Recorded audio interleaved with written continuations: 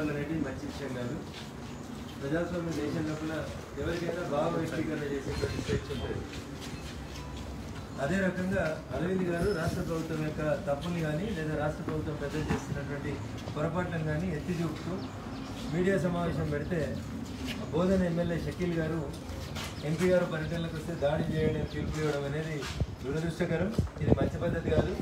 ప్రజాస్వామ్యంలో ఒక రాజకీయ పార్టీ నాయకుడు ఇంకొక రాజకీయ పార్టీని ప్రజల చేత ఎన్నుకోబడినటువంటి గౌరవ ప్రజాప్రతినిధుల్ని గౌరవించడం అనేది సంస్కారం. ప్రపంచంలోనే ఏ పంచాయతీ కూడా ఏ ఉద్యమం కూడా చర్చలతోటే ముగిసింది. టేబుల్ మీద కూర్చొని మాట్లాడుకోవాల్సి వచ్చింది. ఆఖరికి నక్సల్ సమస్య పరిష్కారం కోసం కూడా భారత ప్రభుత్వాలు రాష్ట్ర ప్రభుత్వాలు చర్చలకే పిలిచినాయి తప్ప రాళ్ళు బట్టి కొట్టుకుంటాం, కట్టెలు బట్టి భౌతిక దాడులు చేస్తాం అనేది ప్రజాస్వామ్య స్ఫూర్తికి విఘాతాన్ని కలిగిస్తుంది. ఎంపీ గారు మాట్లాడినటువంటి మాటలు ఎవరికైనా నచ్చకపోతే మీరు కూడా ప్రెస్ మీట్ పెట్టి దాన్ని ఖండించాలి తప్ప భౌతిక దాడులు చేస్తాం, కార్లు వాళ్ళు కొడతాం, తిరగనియాము, ఊళ్ళో కొట్టి ఇట్లాంటి రౌడీజాన్ని రౌడీ భాషని ఎవరైనా మార్చుకోవాలి. ప్రజాస్వామ్యాన్ని గౌరవించాలి, ప్రజాస్వామ్య స్ఫూర్తిని గౌరవించాలి. వరదలు వచ్చినాయి, ప్రజలు కష్టం వచ్చింది, రోడ్డు తెగిపోయినాయి, చెరువులు కుంటలు తెగిపోయినాయి, మీరు తిరుగురు వద్దంటే లేరు కదా. పరిష్కరించాల్సింది మీరే కదా. మీరు వచ్చి కొత్త రోడ్లు వేయరు, కొత్త కుంటలు పోయింది, ప్రజలు స్వాగతిస్తారు కదా.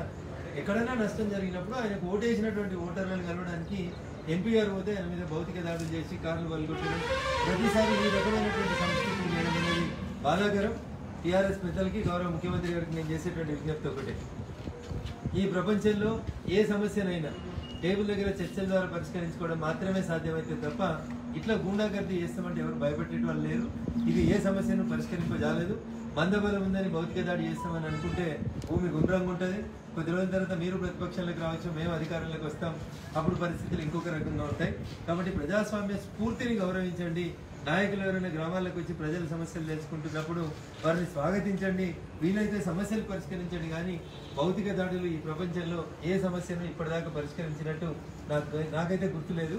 కాబట్టి టీఆర్ఎస్ పెద్దలు సంయమనం పాటించాలని చెప్పి ఈ సందర్భంగా నేను. హాయ్ ఫ్రెండ్స్, మా టుడే టుమారో యూట్యూబ్ ఛానల్ చూస్తున్నందుకు చాలా థ్యాంక్స్.